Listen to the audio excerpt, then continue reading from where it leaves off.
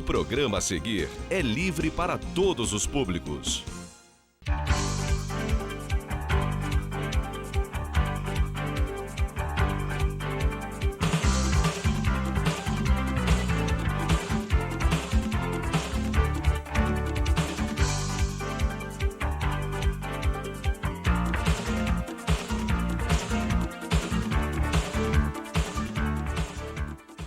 Olá, está no ar mais um TV Câmara. Veja agora, na íntegra, a sessão do dia 2 de dezembro de 2010.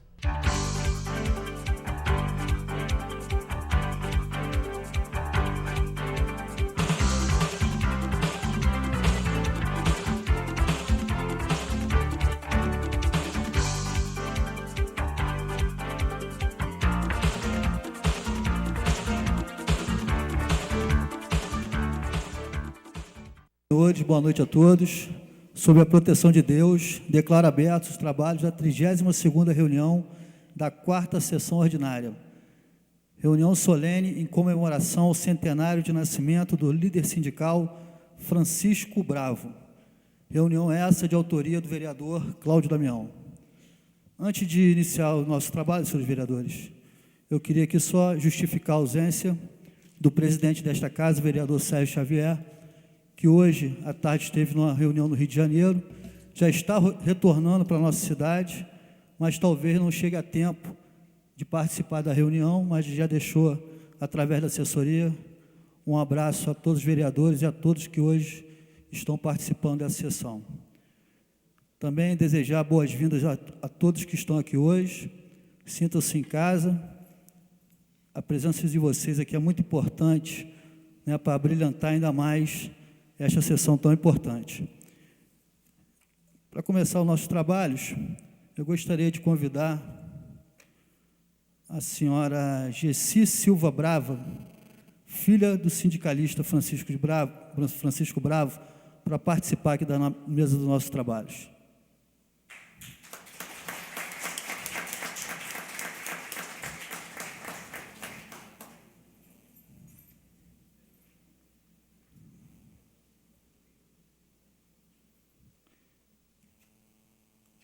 Gostaria também de convidar Dona Maria Helena Bravo, irmã do sindicalista Francisco Bravo.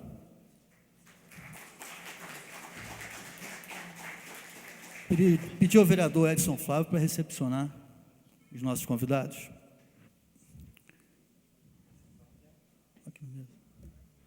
Gostaria também de convidar Dona Maria Roseli Mastrângelo, sobrinha do sindicalista Francisco Bravo, também para fazer parte da nossa mesa dos nossos trabalhos.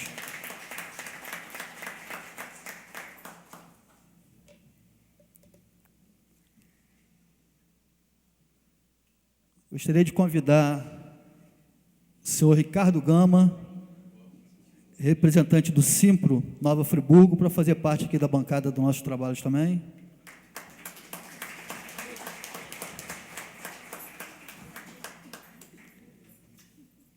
O senhor Sidney Moura, representante do CEP-RJ.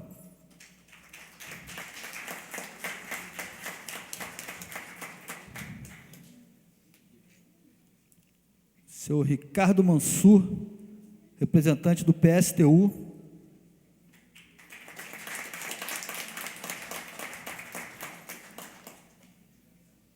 E também o senhor Bruno Calderado, representante do PDT.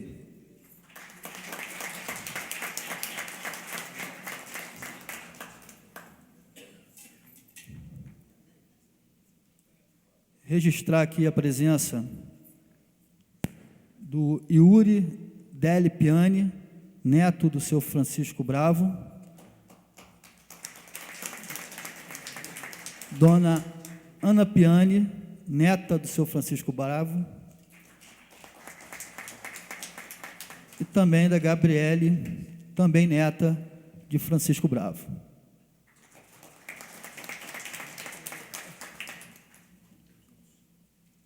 Vou passar, nesse momento, a palavra para o vereador Cláudio Damião, para fazer a sua justificativa pela autoria dessa reunião. Senhor presidente, demais vereadores, quero cumprimentar a todos, cumprimentando aqui a filha, a sobrinha, a irmã do Chico Bravo, cumprimentar os meus companheiros, professores, sindicalistas, a todos e todas convidados que nos deram a honra de participar desta sessão solene. Eu acho que a gente precisa primeiro resgatar a maneira como essa sessão começou a se organizar.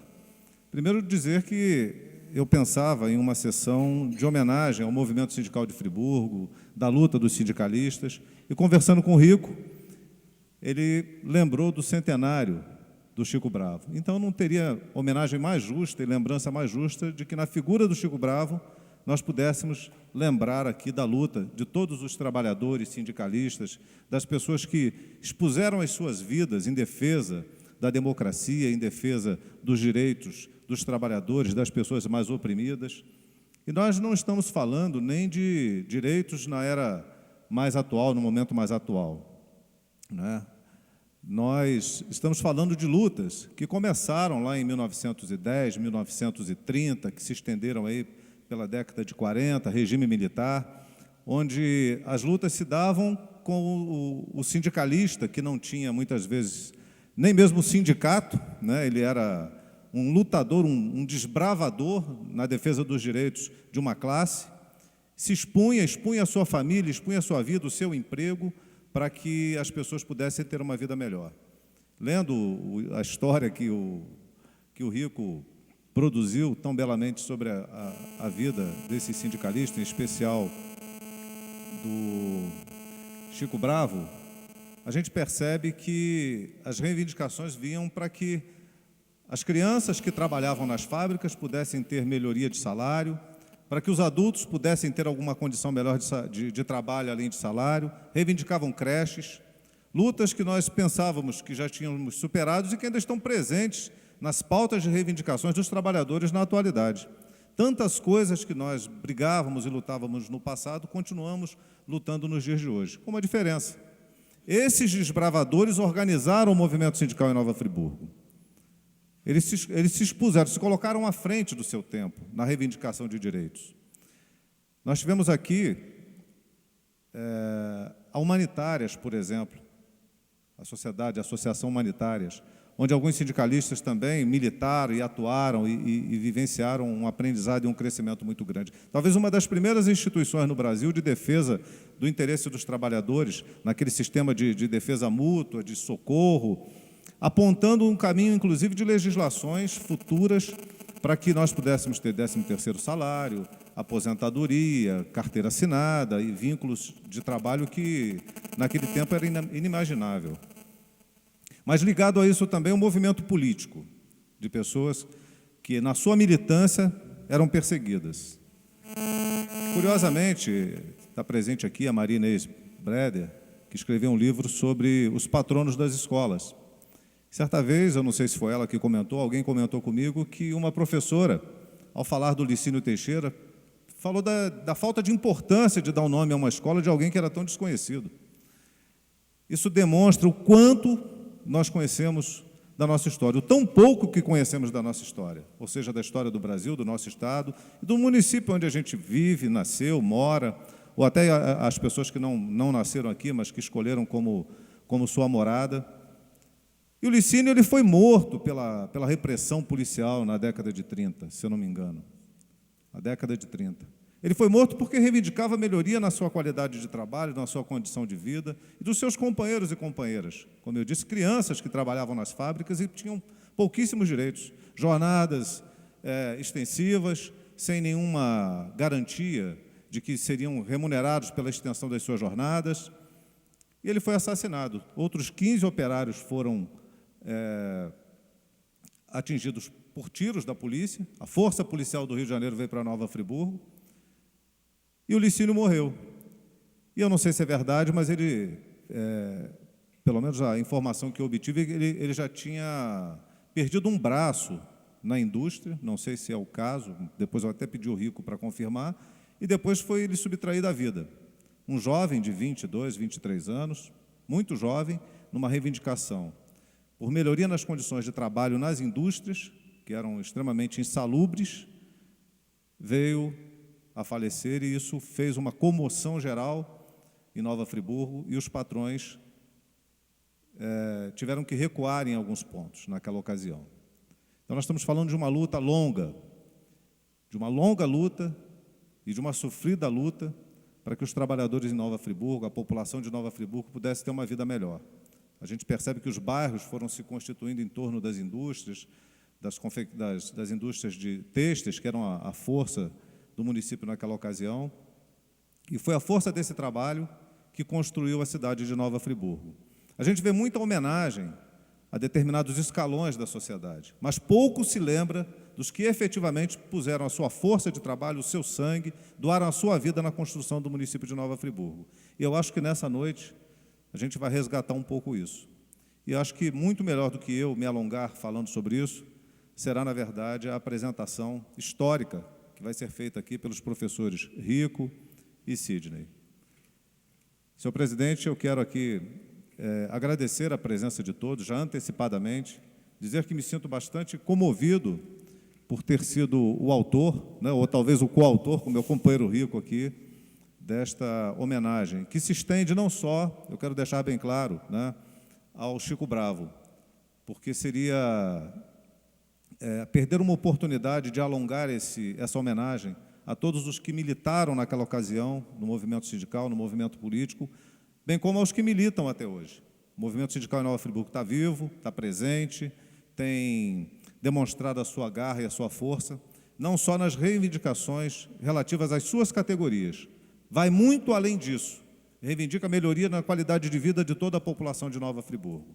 Então, nessa noite, nós estamos resgatando um pouco isso, lembrar do movimento sindical de Nova Friburgo na figura dos seus diretores, dos seus dirigentes e dos trabalhadores que tão bravamente têm apoiado, né, as suas categorias, as suas direções sindicais. Então, fica aqui o meu carinho, o meu respeito a todos os senhores, desejando que a gente possa resgatar nessa noite um pouco da história e apresentar para gerações futuras aquilo que, no passado, serviu tanto de exemplo para todos nós. Muito obrigado. Pois não, vereador. Gostaria de convidar o professor Ricardo Gama para fazer o uso da palavra, com a vontade. Enquanto o professor vai se preparando, eu queria aqui registrar a presença de Raquel Nader, do Grupo de Artes de Teatro, nosso amigo Landry, representando o deputado federal Glauber Braga, Antônio Diniz, do Sindicato dos Bancários, José Rezende de Medeiros, da Associação dos Aposentados, João Raimundo de Araújo, do Simplo Nova Friburgo, Sebastião Ramos, do Corém, Ivaldec Nunes, Elisete Arruda, ex-sindicalista do Sindicato dos Vestuários, Muniz Ferreira, professor universitário federal da Bahia, Rodrigo Inácio, representando o PSOL, Flávio de Moraes, representando o PCB, Alexandre de Andrade, também representando o PCB, Valdir Rodrigues, representando aqui o presidente da Associação de Moradores de São Geraldo, Maria Inês Breder, da Associação de Moradores Vale dos Pinheiros, Araceli Dias Borges, presidente da Associação dos Aposentados, Luísa Falcão, presidente do Sindicato dos Vestuários, Margot Santos Costa, do PCB,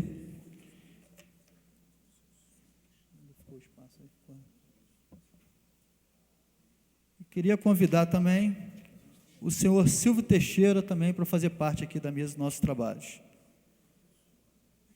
Silvio.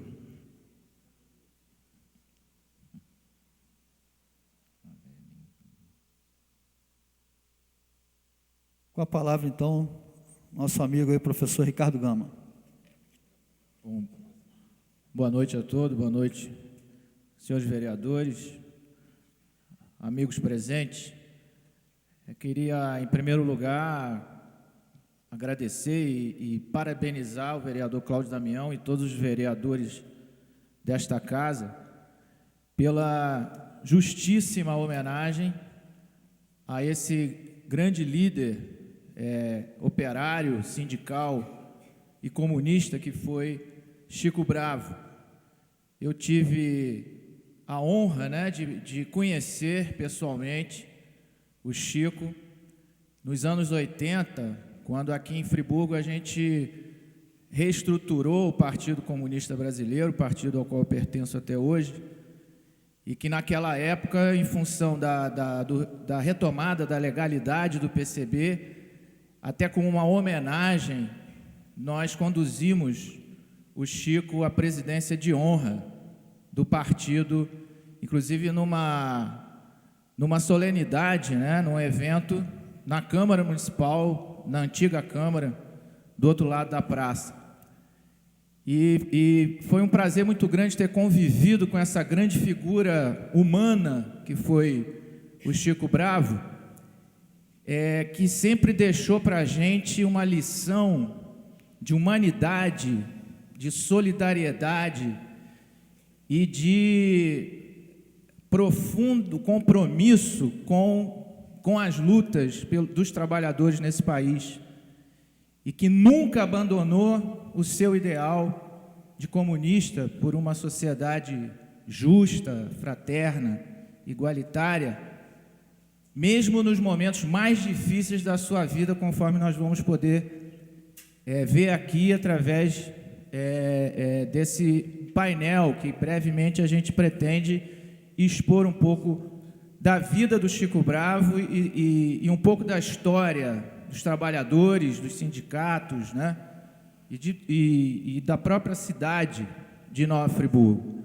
Chico Bravo nasceu no ano de 1910, em 1º de dezembro, né?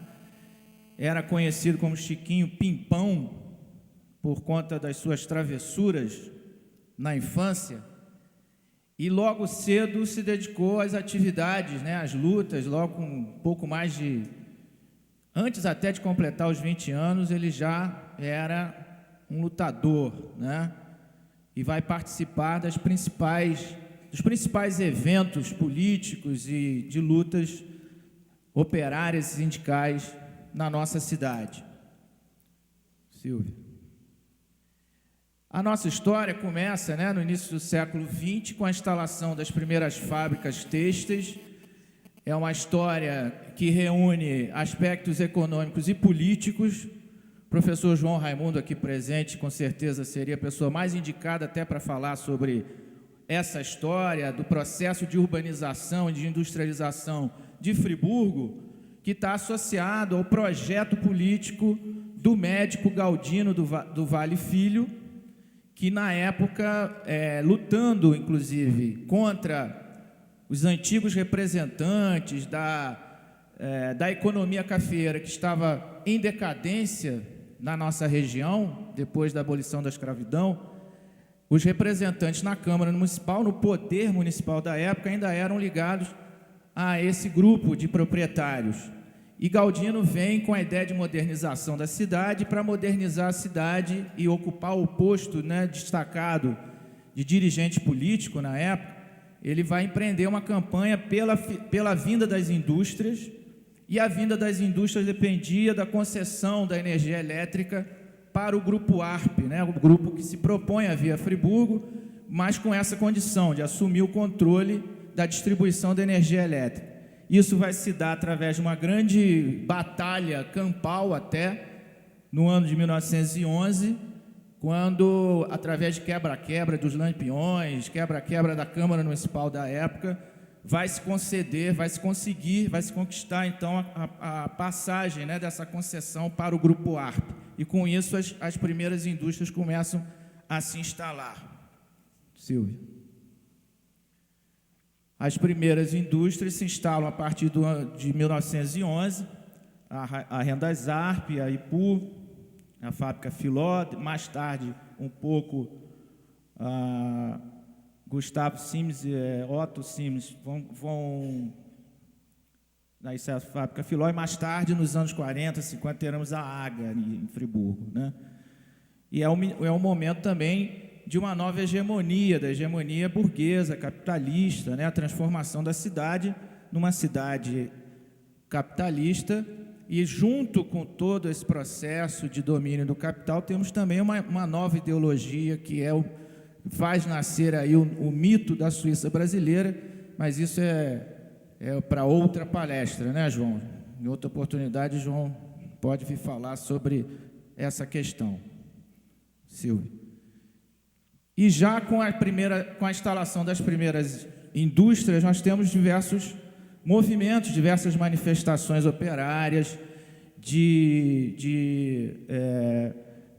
revolta, né, em contradição, né, às péssimas condições de trabalho e ao fato também de que muitos dos operários ganhavam menos do que os operários alemães, por exemplo, né? Então, isso era uma questão que provocava sempre insatisfação entre os trabalhadores, né? Pode seguir. E nós temos, nos anos 20, aqui em Friburgo, a criação do Partido Comunista, que vai ter um papel importante nessas lutas, né?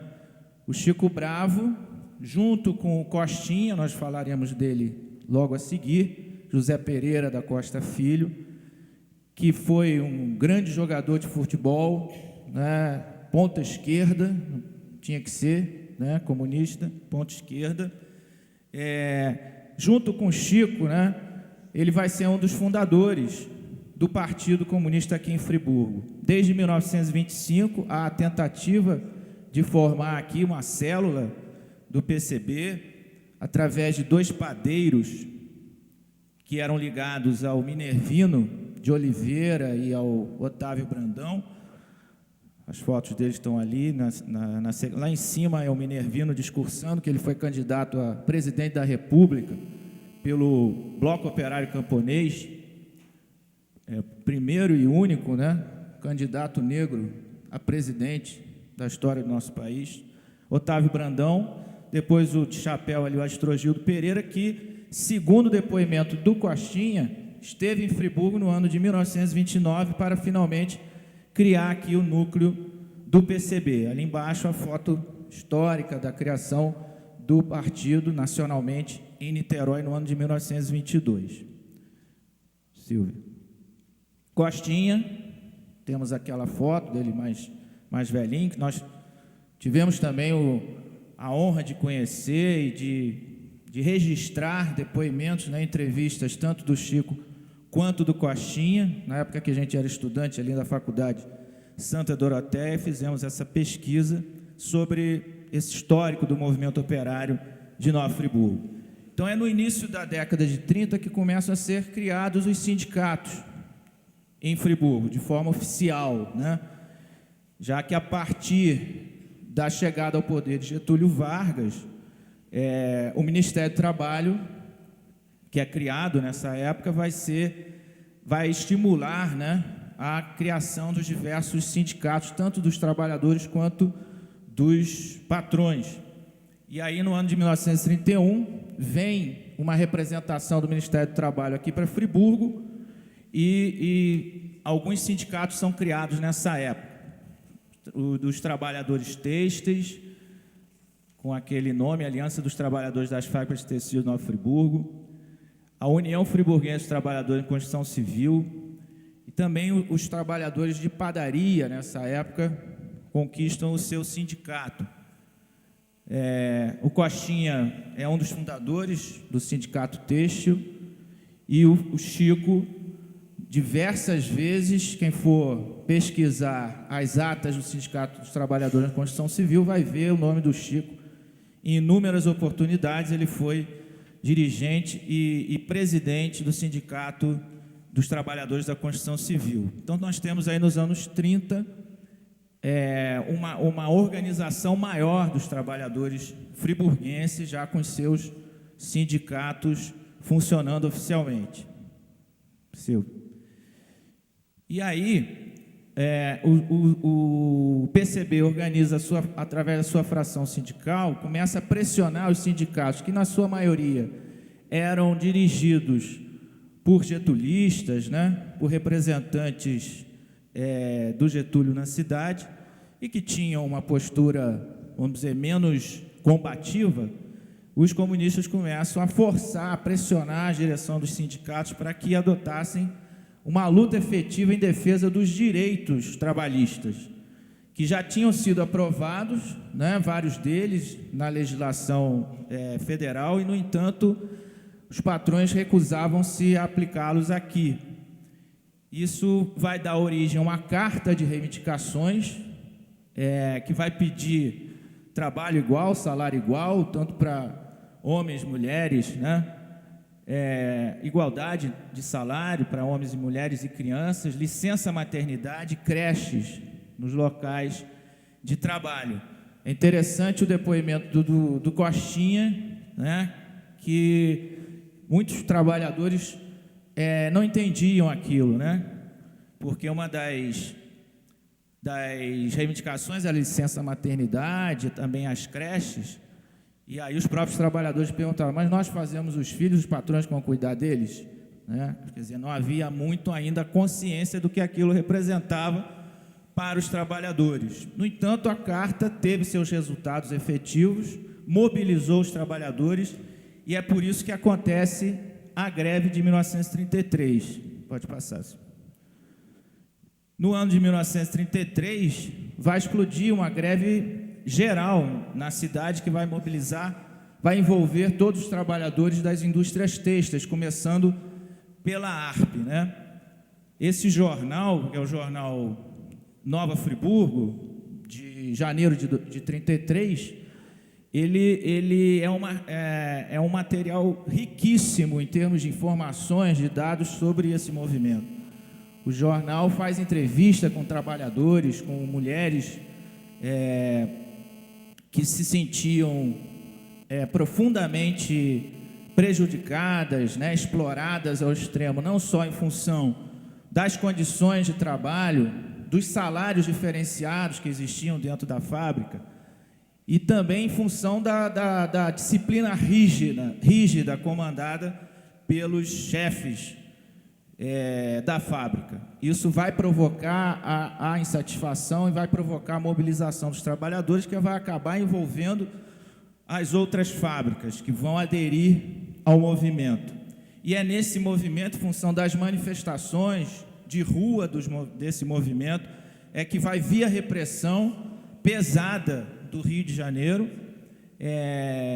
e nessa repressão o Licínio Teixeira, a foto dele aparece ali no jornal, vai ser assassinado pela força policial, né?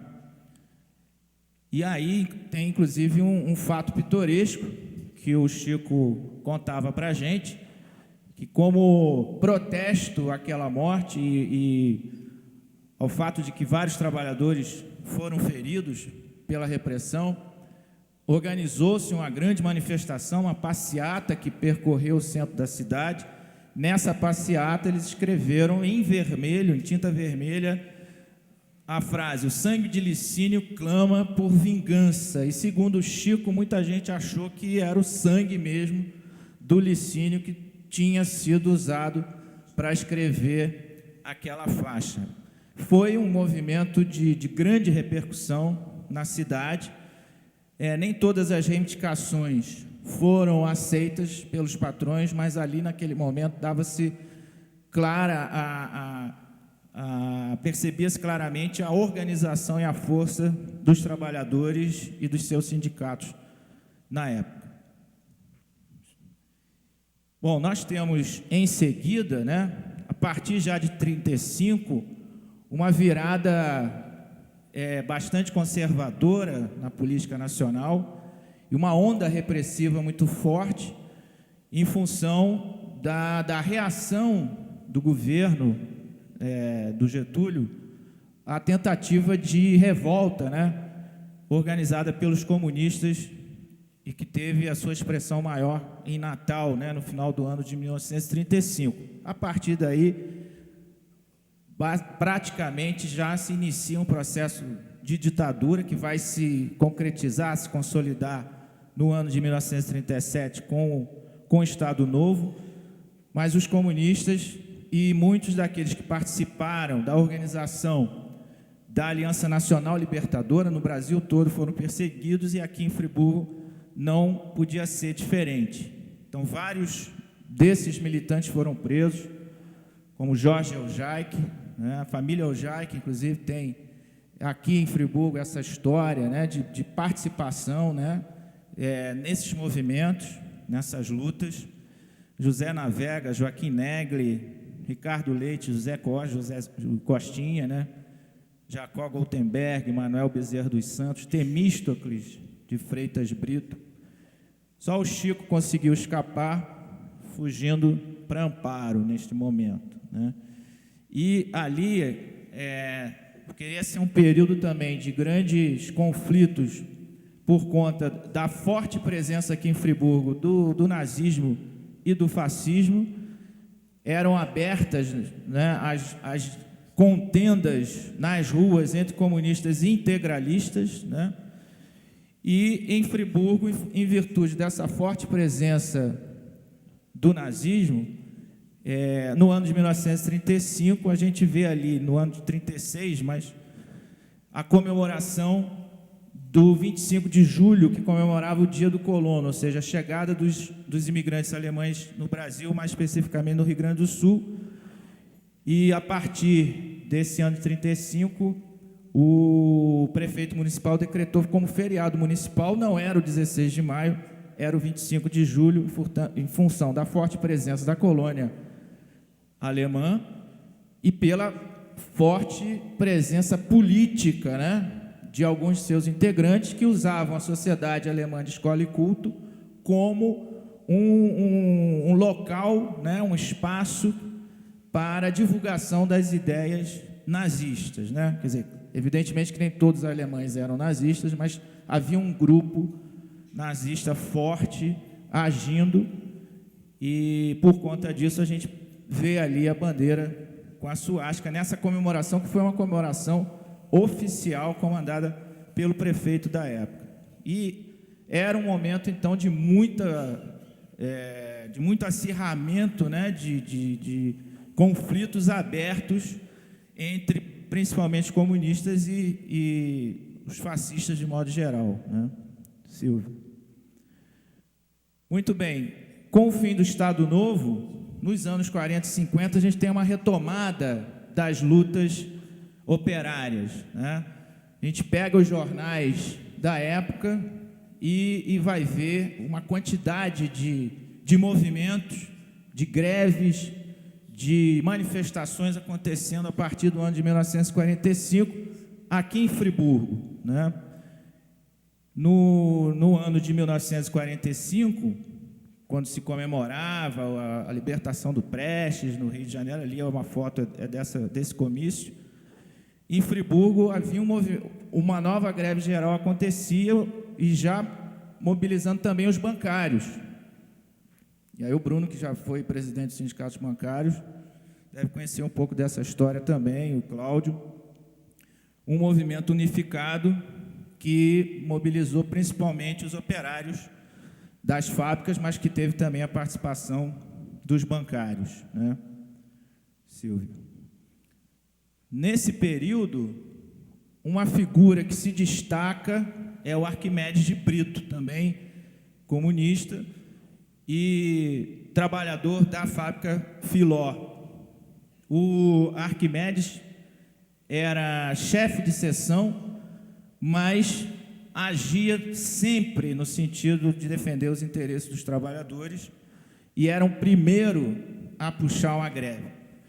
Nós temos, né, o Sidney tem a cópia de um dossiê das atividades do Arquimedes, um dossiê que foi feito pela polícia, né?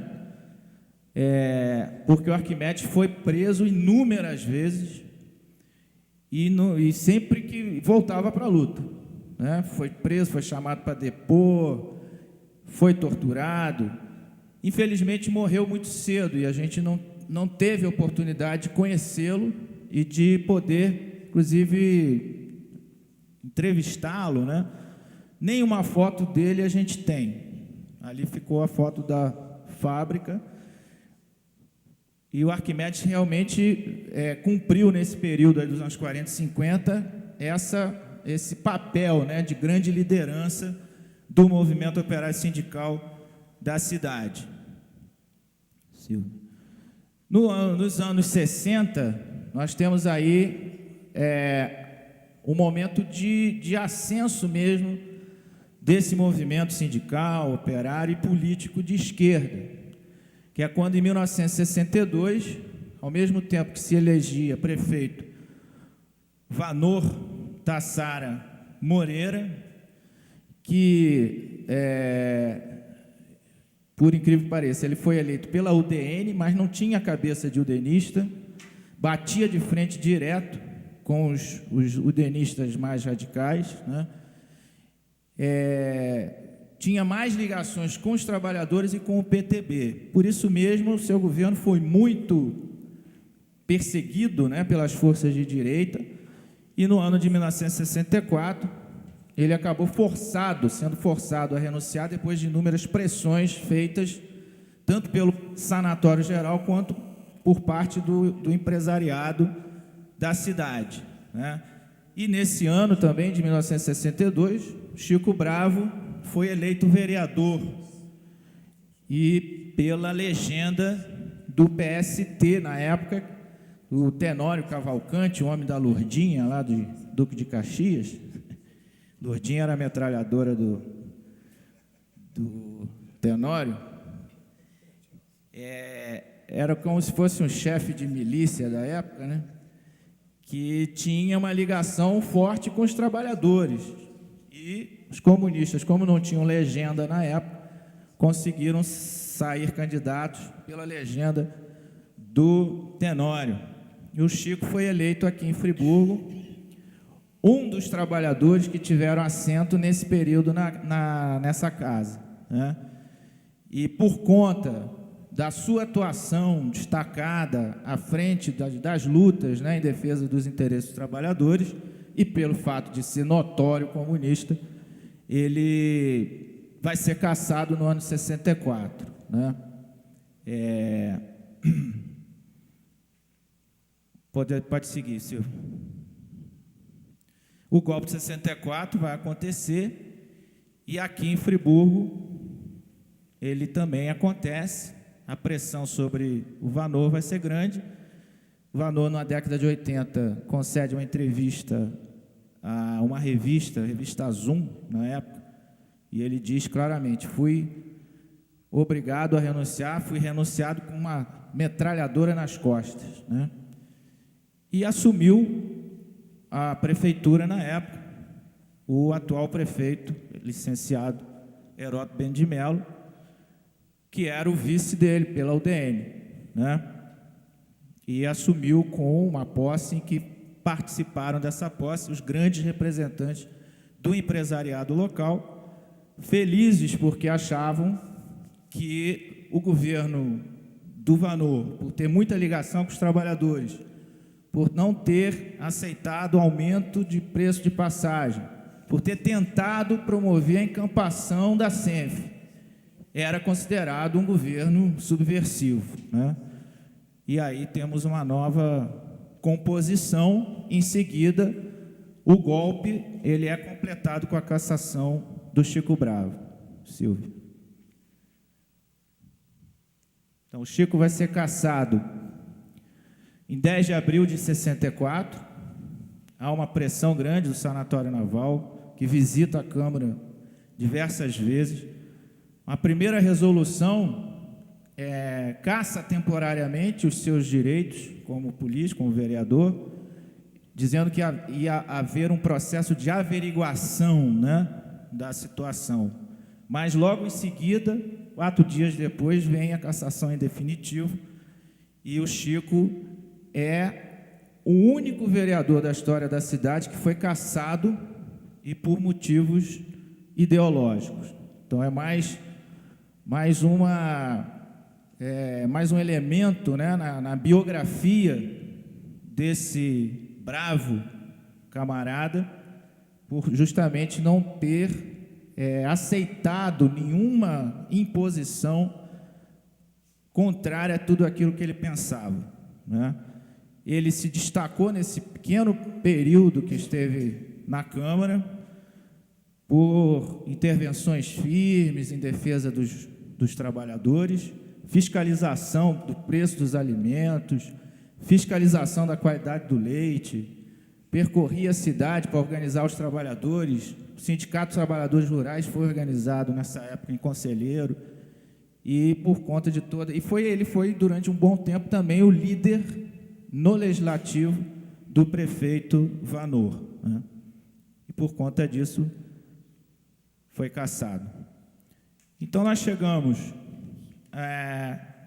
nós temos ainda, nos anos 70, 80, né, o Chico tentando, apesar de toda a perseguição política, atuar da forma como ele sempre fez, participando de encontros, de congressos dos sindicatos, e nos anos 80, ajudando a formar novamente o PCB aqui na nossa cidade.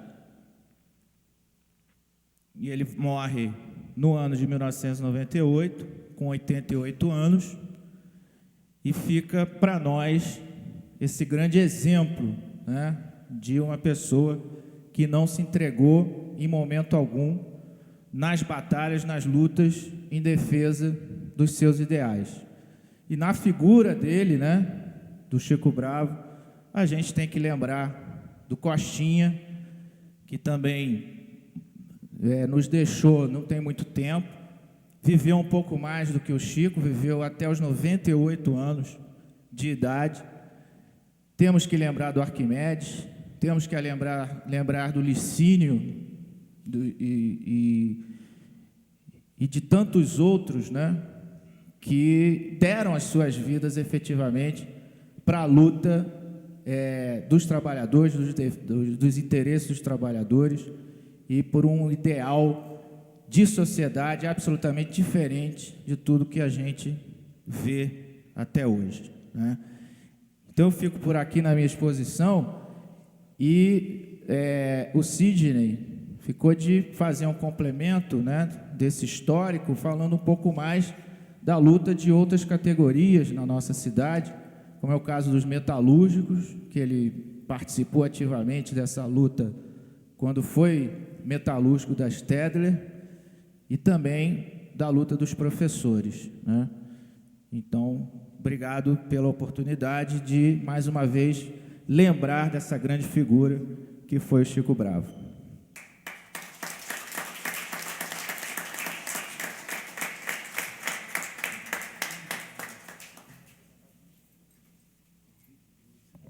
Convidar o professor Sidney também para fazer uso da palavra.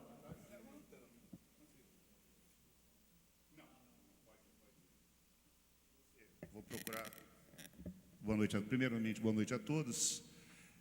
Nós gostaríamos de saudar essa nobre iniciativa do vereador Cláudio Damião, né, uma homenagem justa, né, e agradecer o apoio a um camarada tão importante para a luta dos trabalhadores na história do trabalho nessa cidade. Agradecer também os demais vereadores que, junto com o Cláudio, apoiaram essa iniciativa.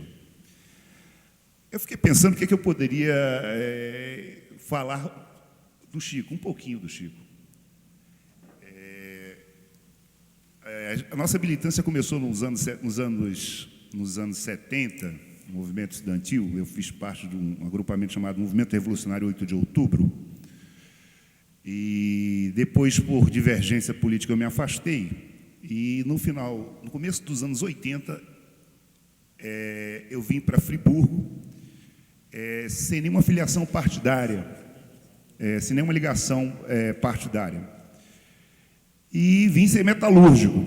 Vim ser metalúrgico, trabalhar numa transnacional de material de desenho técnico, a Stedler, como o Rico falou, mas já tinha a minha filiação ideológica. E, ao procurar o sindicato dos metalúrgicos, na época, conversando com o Eusébio, conversando com o Vanélio, eu me lembro de ouvir pela primeira vez o nome do Chico Bravo. E o Eusébio dizia, falando do Chico Bravo, dizia, olha, esse não era mole não, esse eu conheci nas portas de fábrica, nas madrugadas, lutando. Eusébio era um cara muito combativo. E eu não era filiado, não estava naquele momento filiado ao Partido Comunista Brasileiro, e nem era sequer dirigente sindical.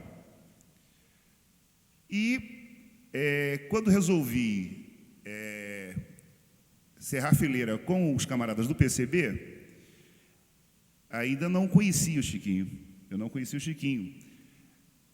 E no nosso primeiro contato, ainda em plena ditadura, o Rico deve lembrar disso, uma coisa que me impressionou muito, né, naqueles... a ditadura já estava meio agonizante, mas a gente tinha preocupações, porque o aparato repressivo estava todo inteirinho ainda.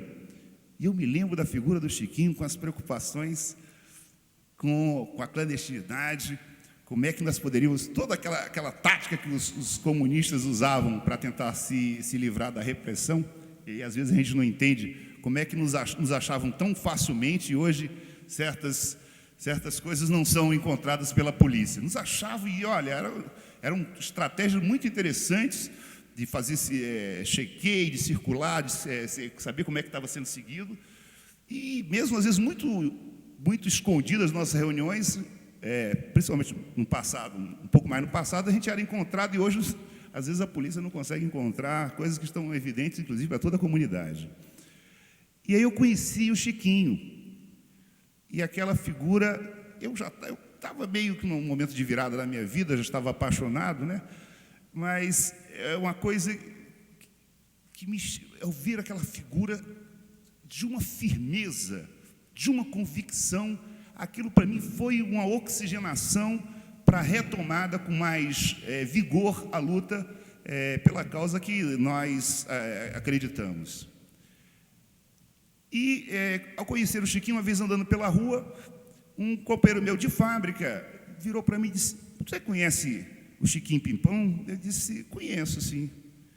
Aí ele disse, rapaz, meu pai odeia o Chiquinho. Eu disse, mas como é que eu estava conhecendo? Pô, o que será que o Chiquinho tem de podre do seu passado, né? Mas por que seu pai odeia o Chiquinho Pimpão? Ele disse, rapaz, é o seguinte, meu pai era um empreiteiro, um homem da construção civil, e o Chiquinho vivia enchendo o saco dos trabalhadores nos canteiros de obra para fazer sindicalização, para fazer a luta, para reivindicar melhores condições para os trabalhadores. E isso serviu para cristalizar em mim algumas certezas e algumas convicções e nos colocar no caminho da luta. Por conta disso, eu me aproximei de sindicatos metalúrgicos, do qual participei da direção ainda na época da CUT, junto com os camaradas do PSTU. Depois eu via me tornar presidente do sindicato. Infelizmente, as novas tecnologias fizeram com que uma fábrica de material de desenho técnico perdesse a sua atualidade. Hoje tudo é feito na base do AutoCAD, era material de desenho, e eu acabei me tornando professor. Mas enquanto metalúrgico, inspirado talvez pelo Chiquinho, nós travamos grandes lutas, e um relato de experiência talvez importante, né, dessa inspiração que os trabalhadores metalúrgicos tiveram foi a ocupação da fábrica Aga. Talvez seja uma das mais belas páginas escritas do movimento dos trabalhadores, entre tantos, nesta cidade, né? Quando a gente vê a luta dos camaradas do passado em defesa de uma rede de proteção social, de melhores condições de trabalho, melhores condições de salários, muitos camaradas que sequer não têm um nome numa vila, né? Alguns não têm a justa homenagem nesta cidade, talvez fosse uma boa hora para homenagear esses bravos lutadores. Esses camaradas que travavam essa luta por melhores condições de trabalho, em defesa de todas as conquistas que no passado foram arrancadas com muito sangue, nada foi dado de graça aos trabalhadores. Se hoje as mulheres têm direito à licença maternidade, se nós temos direito a 13º, se nós temos direito a férias, eram coisas que sempre foram negadas aos trabalhadores. e foram arrancadas através de muita luta, o que nos convence de que só a luta é que vai mudar a vida, nada cai do céu, como já dizia um velho camarada, não desce um raio de um céu azul. São lutas que a gente tem que travar e continuamos travando.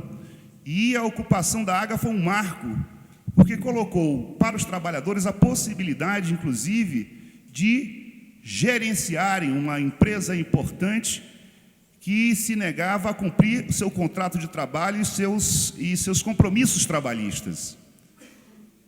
E de lá para cá, o que nós temos visto, dos anos 80 para cá, principalmente, são cada vez mais os direitos dos trabalhadores que foram conquistados com muita luta sendo retirados, cada vez mais dentro de uma lógica de precarização da contratação da força de trabalho.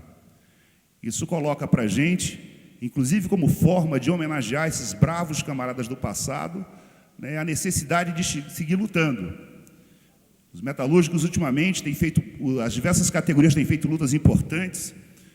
Está ali o Tião, companheiro ligado à área de saúde, e o Alexandre também, que são companheiros que sabem a batalha que tem que dar, né, para garantir não só os direitos dos trabalhadores da área de saúde, como também um atendimento qualificado, um atendimento de qualidade para a população. Eles sabem, eu sei da dificuldade desses camaradas. Os metalúrgicos recentemente travaram uma luta importante por conta de uma cesta básica de pouco mais de R$100 e o patrão demitiu quase a metade da fábrica de uma forma prepotente e arrogante. E a luta e a resistência obrigou o patrão, inclusive, a recuar e readmitir esses companheiros. Na fábrica de Filó, recentemente, o Cláudio esteve lá presente, né, está sempre presente na luta, também como sindicalista que esteve presente, numa fábrica que já foi no passado poderosa, com mais de 3.000 trabalhadores, hoje tem pouco mais de 400, eu acho que isso, não sei precisar o número, eu acho que é isso, né, uns 400 mais ou menos, que sequer pagavam um salário mínimo às trabalhadoras. Não cumpria a lei. E, diante disso, nada era feito. Não pagava um salário mínimo aos trabalhadores, 480 e poucos reais. Isso mostra como é que os patrões daqui da Suíça brasileira sempre entenderam como deveriam tratar a força de trabalho. Na fábrica de rendas, da mesma forma, o setor têxtil enfrentando batalhas bastante difíceis. É uma luta complicada e difícil, mas que, se não houver resistência por parte dos trabalhadores, com certeza mais direitos serão tirados. Principalmente depois que se inaugurou uma lógica de que o que está na lei pode ser, vamos dizer assim, suplantado pela lógica de que o que é negociado estará acima do que é legislado. Isso, eu diria, ao arrepio da lei, como dizem os juristas mais sabidos, né? Como se houvesse uma relação de negociação igual entre trabalhadores e patrões, né? E, principalmente, em momentos de crise, que se aproveita dos momentos de crise para, cada vez mais, tirar direitos conquistados historicamente.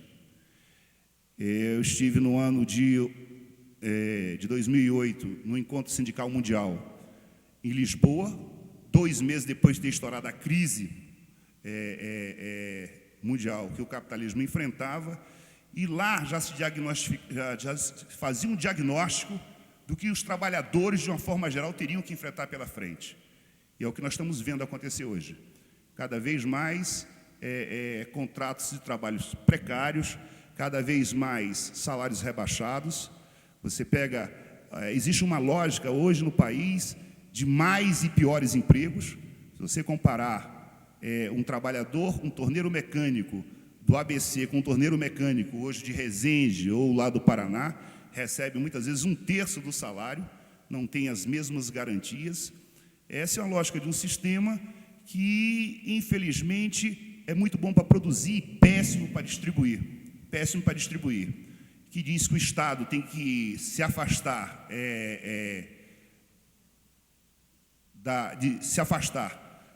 de uma lógica empresarial, de uma lógica de Estado forte, não deve participar de forma ativa, mais presente na economia, a não ser financiando, mas são esses mesmos que dizem que o Estado tem que ser fraco, que se socorrem do dinheiro que nós pagamos com os nossos impostos para salvar quando entram em dificuldades. Ou seja, o transatlântico em que os trabalhadores estão no porão trabalhando e no convés vão tomando seus champanhes, os patrões nesse grande barco, esse grande transatlântico que é o Estado, né, que é a economia, sempre procura o porto seguro para salvar dentro de uma lógica de capital sem risco.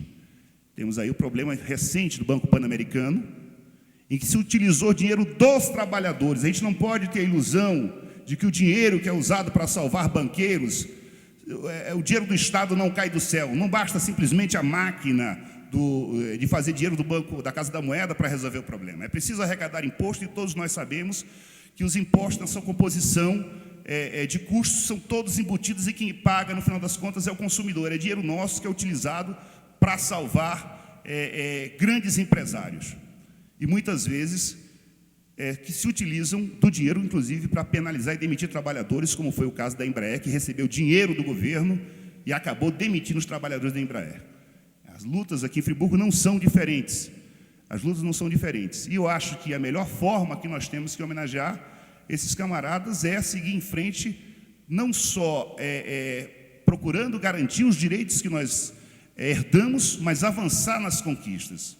Porque a lógica é exatamente essa, de mercantilizar as necessidades humanas, tirar direito dos trabalhadores, construir uma lógica que não contempla os interesses da população, e na educação a coisa não é diferente.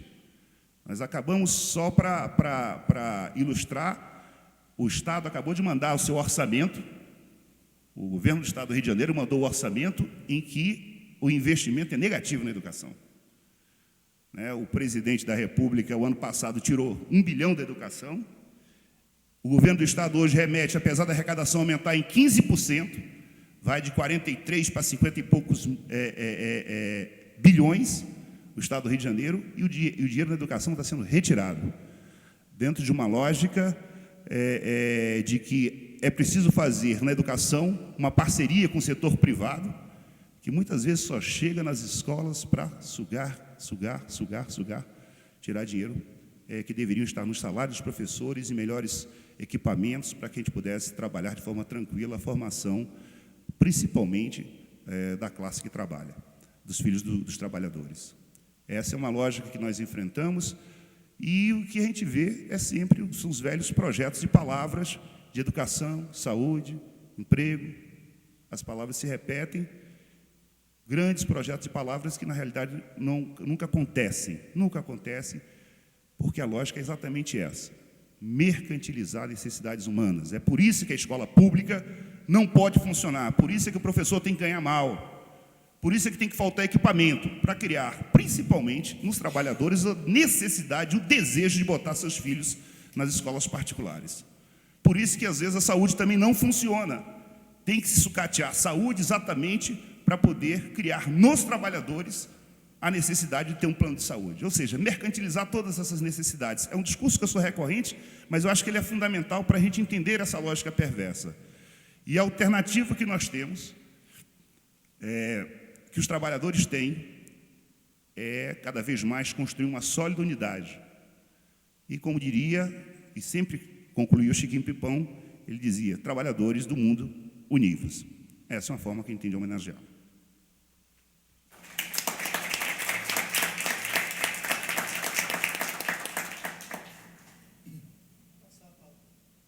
Passar a palavra para Ricardo Mansur, representando aí o PSTU. Pode, fica à vontade.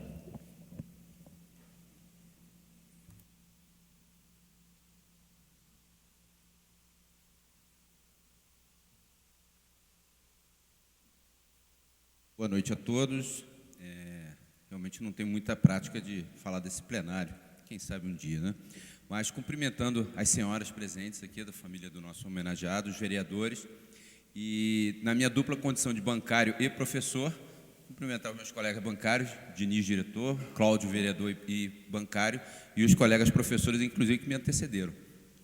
Sendo breve, até porque não cabe outra coisa, né? Eu quero citar aqui um pedacinho final do texto que o professor Ricardo Gama Rosa preparou, onde ele citou aqui não só o Chico Bravo, como o Arquimedes, o Manuel Leite, o Morales, o Costinha, e ele fala que tantos outros que não tiveram em vida o merecido reconhecimento pelo muito que fizeram na batalha por melhores condições de trabalho e pela valorização do labor operário por uma sociedade mais justa, democrática e igualitária, ou seja, socialista. Eu vejo uma importância que transcende esse momento, que é a gente fazer um resgate. Essa palavra tão batida, né? Resgatar a história, não só do movimento operário de Friburgo, mas como toda a luta dos trabalhadores no Brasil e no mundo, diante dessa ofensiva maciça, avassaladora, que nós que nos assumimos como militantes de esquerda, militantes do movimento sindical socialista, essa ofensiva que vem montada nos últimos 20 anos do chamado pensamento único, também que recebe outros nomes, como consenso de Washington, neoliberalismo. E diante dessa ofensiva, que, como muito bem falou o Sidney, que faz com que a educação cada vez mais deseduque para que não forme cidadãos, quando a gente faz aquele juramento de formatura que a gente fala sempre, né, de trabalhar com o professor pela formação de cidadãos conscientes, participativos, ativos, e na nossa luta diária, não só com o professor, como eu falei, com militantes sindicais e socialistas, que a gente faz essa luta contra essa maré avassaladora, contra essa verdadeira avalanche que é o pensamento único, que é o neoliberalismo, que faz com que a gente abandone nossas tradições, que faz com que a gente, muitas vezes, ouça de companheiros de trabalho, receba deles a mensagem da desesperança, como inclusive foi bem ilustrado aqui o episódio de se cobrar creches, né? O trabalhador vai ter filho e o patrão vai pagar. Um momento que a gente já imaginava superado na história do movimento trabalhista, que é a formação de uma consciência de classe. Hoje a gente vê, nos últimos 20 anos, a gente sofrer golpes que algumas vezes levaram a retrocesso, e a gente ouve de companheiros nossos: mas essa sua reivindicação não tem cabimento, ou, né, muitos dizem para a gente: até concordo em tese, mas não tem viabilidade, isso que você quer é um sonho. Então, quando a gente presta essa homenagem ao Chico Pimpão, ao Chico Bravo, ao Costinha, que inclusive o Cláudio vai lembrar, estava na nossa festa de posse da diretoria em 1996, fez questão de ir lá nos homenagear. Quando a gente homenageia todos esses companheiros, e não só eles, mas através deles, o movimento sindical de Nova Friburgo, e talvez até no mesmo conjunto, o movimento socialista de Nova Friburgo, a gente está trazendo para as lutas atuais essa mensagem de que é possível, não é necessário, é possível, e que as vitórias acontecem a partir das lutas. Como disse o Rico ou o Sidney acabou de falar aqui agora a respeito do raio caindo em céu azul. Isso não acontece, né? Todos nós aqui, muitos de nós, ou pelo menos muitos de nós, já se passaram por várias lutas nos seus locais de trabalho ou de moradia, lutas por condições de moradia, de transporte, e a gente sabe que isso é possível, e vamos, através da figura de Chico Bravo, a figura do Costinha, todos esses outros, do Licínio Teixeira, do nosso amigo Silvio Teixeira aqui, né, uma figura também histórica da esquerda friburguense, né, minha homenagem aqui, meu velho companheiro aqui da época do PT também, seu Silvio Teixeira, João Raimundo ali, nosso grande figura do magistério friburguense, e vários outros aqui, a gente trazer para os que não conheceram esses momentos, quer dizer, pensamento único, uma ova, neoliberalismo, ele já fez água, já está afundando há pelo menos 2 anos, e vamos voltar com a nossa luta, vamos voltar com o povo na rua, vamos voltar a acreditar que sempre será possível, e nós vamos, se não ter todas as vitórias, como dizia como dizia Che Guevara, acreditar sempre, vencer às vezes, mas desistir nunca. Obrigado pelo espaço, e mais uma vez aqui um abraço às senhoras presentes aqui pela homenagem a todos aqui. Muito obrigado.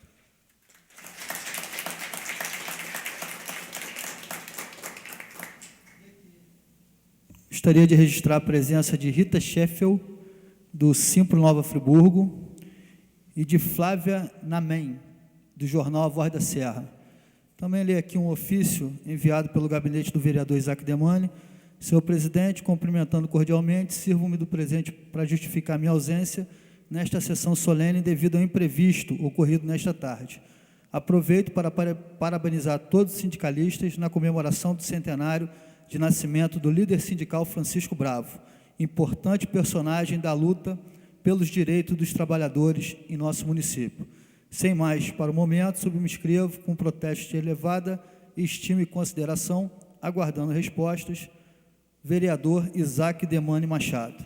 Queria convidar agora para usar a palavra, companheiro de partido do PDT, o eterno vereador Bruno Calderaro. Apenas um registro? Fica à vontade. Eu queria inicialmente cumprimentar o meu companheiro de partido, Luciano Farias, e desejar a ele, nessa nova mesa da Câmara, felicidades e muito sucesso, que certamente o PDT está muito bem representado, como também o meu companheiro de partido, o professor Pierre. Dizer ao vereador Cláudio Damião que é uma satisfação saber que os sindicatos bancários está muito bem conduzido por esse grupo que dirige o sindicato e que esse momento foi extremamente importante. Estou trazendo o abraço do nosso presidente Joel Duarte, que não pôde estar presente, então pediu que eu representasse, e da executiva do partido, eu estou aqui, meu companheiro Jorge Marques, que também é da executiva do PDT, que está presente nesse evento. Nós queríamos fazer primeiro, senhor presidente, um registro a respeito do nome Licínio Teixeira. Nós trabalhávamos na ocasião da implantação do Programa Especial de Educação e o professor Fernando Cavalcante e Carlos Emílio Nazaré Viegas, e nós estávamos juntos, né? E nosso objetivo era que o CIEP, que era uma bandeira muito mais do que um prédio, aqui está presente a nossa companheira Inês Breder, que pode dizer muito mais do que um prédio, era uma ideia. Quando a gente vê hoje a violência que se passa no Rio, provavelmente, se um programa da envergadura do Programa Especial de Educação, provavelmente a violência podia continuar, mas certamente muito menor. E justamente pensou-se, nós professores, de homenagear um trabalhador. E quem nos ajudou nisso, o vereador Cláudio Damião, foi o nosso companheiro querido Costinha. Ele nos deu todas as informações, não era uma coisa assim muito fácil, eu quero dizer, nós tínhamos que ir na Secretaria de Cultura, na Rua Senador Dantas, e levamos as informações passadas pelo Costinha, e a partir daí, então, surgiu o nome muito bem honrado de CIEP Licínio Teixeira. A dificuldade foi tão grande que nós confeccionamos, o Carlos Emílio confeccionou uma placa artesanal, foi a primeira placa da escola que está lá até hoje, foi confeccionada com o esforço do companheiro Fernando Cavalcante, vale esse registro, e do Carlos Emílio. Portanto, é digno o nome de CIEP Licínio Teixeira, porque foi realmente um trabalhador. Eu gostaria ainda de dizer, mais ou menos para começar a encerrar, que nomes como Arquimedes Brito, nomes como Costinha, como Lilito Cordoeira, Francisco Bravo, tantos outros, são nomes honrados que numa cidade do perfil de Friburgo, onde a gente sabe pelo resultado das últimas eleições, há um predomínio muito grande, não é à toa que o candidato de oposição atual ao presidente teve 70% dos votos. Homens dessa envergadura têm que ser honrados, porque não é muito fácil fazer sindicalismo num perfil de cidade, como o professor Rico disse, com toda a propriedade de pesquisador, não é uma coisa fácil. Eu queria fazer uma homenagem e lembrar a minha amiga Gessi Bravo, minha colega de ginásio, do colégio, hoje Jamil Eljaique, né? De Dr. Humberto Eljaique, aquele grande líder que foi um dos maiores educadores de Friburgo, sem sombra de dúvida, ao lado de Jamil Eljaique. Então tem um fato extremamente curioso. Na época da ditadura, logo que foi implantado, é claro que Chiquinho Pimpão seria o primeiro a sofrer. E nós estudávamos latim naquela época, não sei se você se lembra, Gessi, a gente estudava latim, ainda estudava latim, né? Então, tinha um volume do livro que era Roma Quartos, que era do quarto anjo nazial. Talvez você possa confirmar isso. Então, quando a repressão tirou algum material do Chiquinho Pimpão, lá foi o livro da Gessi, Roma Quartos. Por aí a gente vê que a repressão, além de violenta, era burra. Não sabia definir exatamente que a menina estudava, que era uma ginasiana, minha colega de classe no colégio, hoje colégio Jamil Jaque. Portanto, esse é um momento até de emoção, rever a família de Chiquinho Pimpão, rever esse momento, e isso só nos anima. Como disse quem me antecedeu, os nossos companheiros, a luta vai continuar e nós vamos incomodá-los sempre. Sucesso e parabéns a ele.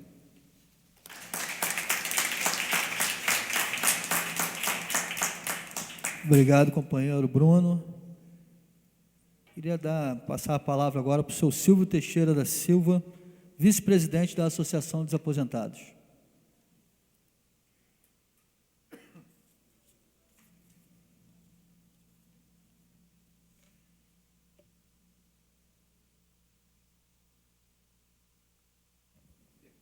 Vi um relatório do professor Rico, eu muito pouca coisa tenho que acrescentar. Tenho apenas que lembrar um nomes, como disse o nosso professor do PDT, né? Nomes que não podem ser esquecidos. Ainda hoje, nós pagamos um preço muito caro em assumirmos a presidência de qualquer sindicato. Eu fui substituir Chico Bravo no Sindicato da Construção Civil. Foi um presente de grego, porque você tinha o prazer de disputar a presidência de um sindicato e, ao mesmo tempo, de chegar em casa e ver a sua despensa vazia, porque a primeira coisa que acontecia é o seu patrão te botar na rua. Você não arranjava emprego em lugar nenhum. Você era um carpinteiro, um pedreiro que tinha que viver praticamente de esmola.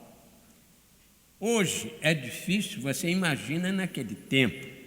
Isso sem falar na ditadura, né? Falar na ditadura, isso aí é horroroso, né?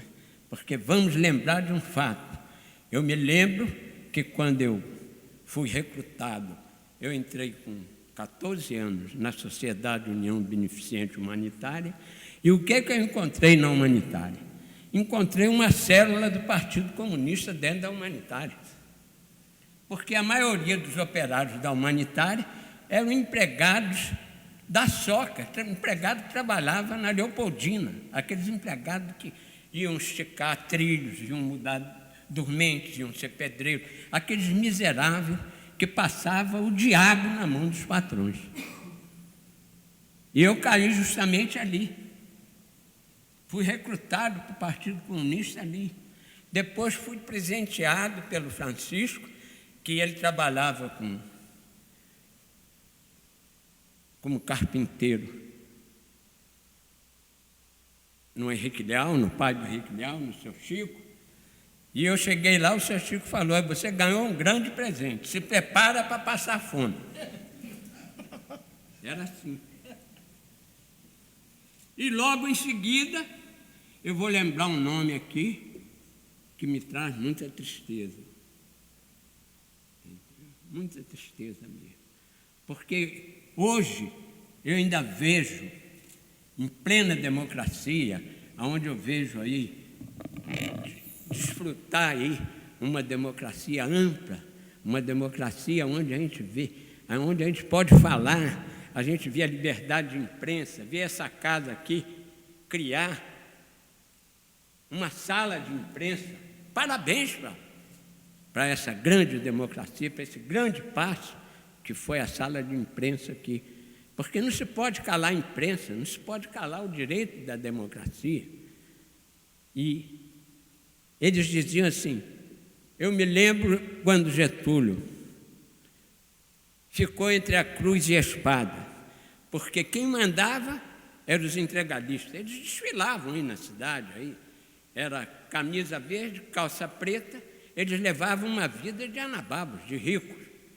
E o desgraçado que estava no Partido Comunista, esse andava de tamanco, passando fome, perseguido, espancado pelos patrões, espancado pelos companheiros que não tinham a possibilidade de ser politizados, que não sabiam, não conheciam a história do socialismo cristão, não sabiam que eles estavam ali para criar condições melhores para os seus filhos e tudo isso, né? Eu me lembro que na humanitária eles diziam, não, você paga aqui, mas você vai ficar garantido para o resto de sua vida, porque não tem. Hoje não há assistência social, não tinha nada naquela época. Você vê que o Estatuto da Humanitária é que criou a Previdência Social. Saldanha trouxe aqui Getúlio Vargas para passear em Friburgo, e ele era militante, era lá da Humanitária, levou Getúlio Vargas lá, ele pegou o Estatuto da Humanitária e entregou ao tio do Collor, que criou a Previdência Social. E hoje nós estamos vendo aí, a Previdência Social está prestes a ser tomada pelos banqueiros, os bancos estão querendo privatizar a Previdência. E se privatizar, vai acabar. Porque todas as outras, CAPEMs e outras coisas mais, acabaram. A Previdência não é melhor do que as outras, né? Nós temos que ter muito cuidado e muita cautela para levar a nossa luta à frente. Em primeiro lugar, lembre-se de uma coisa, fazer oposição não é fácil. Eu parabenizo o meu vereador Cláudio Damião pela coragem, o meu grande amigo Renato, professor Pierre e muitos outros aí, porque fazer oposição é muito difícil. Agora você veja, eu vi o histórico aqui, quando o Rico falava sobre a dificuldade que as empresas passaram naquela época, porque a eletricidade estava na mão deles, tudo na mão deles. O trabalhador não tinha nada, nada. Era muito difícil. E hoje eu me lembro no dia em que o Chico Bravo foi cassado. Cassado por quê? Cassado porque ele era um homem que procurava justiça. Ele ia em cima dos patrões. Eu me lembro que, quando criou-se os direitos dos trabalhadores, o próprio trabalhador ficou contra. Você ia numa empresa ia com um representante do sindicato, representante do Ministério do Trabalho, o patrão dizia, ó, vai para o meio do mato aí, ninguém vai se sindicalizar, não tem nada disso não. Se sindicalizar, vai para a rua. Então ficava lá. A gente ia de mãos vazias e saía de mãos vazias. Era muito difícil. E o Chico Bravo, ele enfrentava mesmo, ele não era brincadeira, não. Ele, Arquimedes Brito, um grande orador, Arquimedes era uma maravilha como orador. Chico Bravo tinha uma coragem deslumbrante. Ele enfrentava qualquer situação, ele não recuava. E o partido, ele foi contemplado com elementos como Costinha, por exemplo. O Costinha foi crucificado vivo, uma coisa terrível. Eram os patrões em cima, e ele era um pacificador, um homem humilde, inteligente, manso. Ele sempre optava pela concordância. Não, vamos pegar leve. Vamos defender o petróleo, mas vamos lembrar que a borracha também é nossa, nós vamos levar pancada. O petróleo é nosso, mas a borracha é também. Vamos levar a borracha na cara. Então, isso aí, Friburgo é uma cidade nazista. O nazismo está aí de pé, aí, fincado aí. Não pense vocês que ele está morto, não, ele está aí, enterrado aí. E olha, e cuidado, hein? Cuidado que isso aí não é fácil vencer o nazismo, não. Eles têm um poder tremendo. Só se consegue vencer o nazismo com ampla democracia. O exemplo está no nosso companheiro Luiz Inácio Lula da Silva, um dos grandes presidentes do Brasil. Um Getúlio Vargas, que foi assassinado porque defendeu a Petrobras, porque ele disse que petróleo é nosso. Aí é onde ele está, está enterrado. E o nazismo está aí. Essa cidade é nazista, eu quero ser breve, quero parabenizar todos os senhores que estão na luta sindical, mas cuidado, hein? O negócio é presente de grego, hein? Lembre-se do patrão do Francisco Bravo. Ele me chamou e falou assim: você está ganhando um presente hoje. O presidente está substituindo no Sindicato da Construção Civil, onde eu tive 5 mandatos, você está substituindo o Chico Bravo. Mas se prepara para passar fome. Porque, olha, emprego, aqui eu já vou te botar na rua na semana que vem. E mandou eu procurar a minha vida. E depois nós vimos aí, o negócio vem remando, vem aquela luta, né? Quando prenderam o Gasparelli lá, o Gasparelli levantou a bandeira lá de luta na fábrica Ipu, ele foi preso. Eu que fui levar notícia na casa dele: o Gasparelli hoje vai ter que ir lá dar um depoimento na polícia, mas ele já estava engavetado, já estava preso. Aquilo virou um velório. A família só não me meteram machado na cabeça porque eu fui embora. Eu larguei aqui para lá discursando, lá latindo, saí lá pelos fundos do quintal, ainda pulei em cima de um galinheiro lá e fui embora. Porque eles não aceitaram aquilo. O sujeito defendeu o trabalhador naquele tempo, ele tinha que, primeira coisa, renunciar à sua família, renunciar aos seus direitos. Não é fácil, não. Então, eu quero aqui homenagear e queria também lembrar a figura do nosso estadista, um grande Leonel Brizola. Na educação, não poderia esquecer Darcy Ribeiro, não poderia deixar de lembrar Enémaia, que hoje ainda tem orgulho de dizer que é comunista, com 106 anos. Né? Lembrar também Luiz Carlos Prestes e tantos outros. Homens, como eu tive o prazer de, no Partido Comunista, a gente viajava daqui para o Rio com documentos falsos. E lá, o primeiro encontro que eu tive com o Luiz Carlos Prestes, conheci lá o Dr. Rubem Vanderlei. Era um dos donos da Júlio Bolgoricini. Era comunista. Era engenheiro, jovem, bem situado na vida, mas estava lá junto com a gente. Então, eu quero aqui dizer a vocês, não vamos deixar a peteca cair, não, mas olha, coragem. Eu pediria aqui uma salva de palmas para todos os militantes do Partido Comunista e de todos os outros partidos que congregaram ao Partido Comunista. E, olha, vamos lutar contra o nazismo, hein? Não vamos esquecer que Friburgo é uma cidade nazista. Vocês viram aí o vice-presidente do nosso querido, honrado, bom médico, Vanô Tassara Moreira, ele foi para o sanatório naval e eu fui junto com ele. Então, muito obrigado.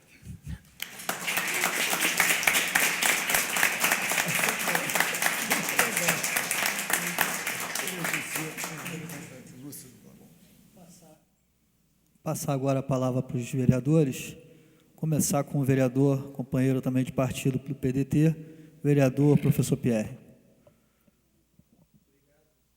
Senhor presidente, prazer tê-lo aí hoje presidindo a sessão. É com muita alegria que vejo um companheiro de partido.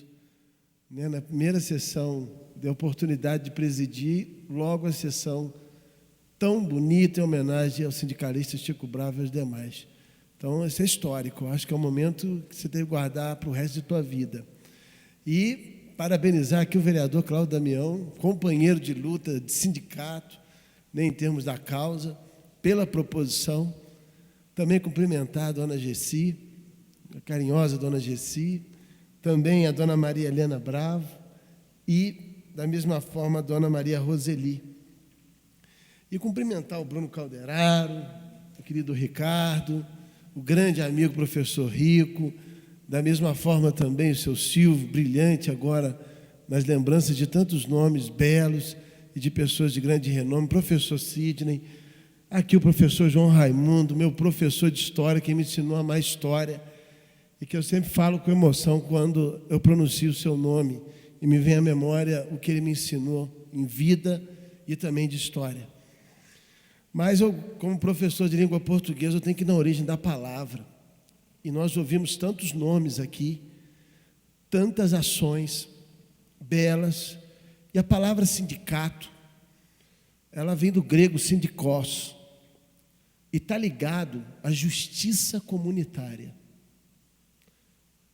Pouca gente sabe disso. Daí a origem da palavra síndico depois tem a ver com a coletividade e tem a ver com justiça. E todos esses nomes friburguenses, o Chico Bravo, o Licínio Teixeira, o Costinha, o Arquimedes, o Lilito Cordoeiro e tantos outros, os atuais também, foram homens que lutaram pela justiça comunitária. O relato que o Rico trouxe sobre a vida do Chico Bravo, também do próprio Vanor, também em defesa dos trabalhadores, mostram que são homens de justiça comunitária.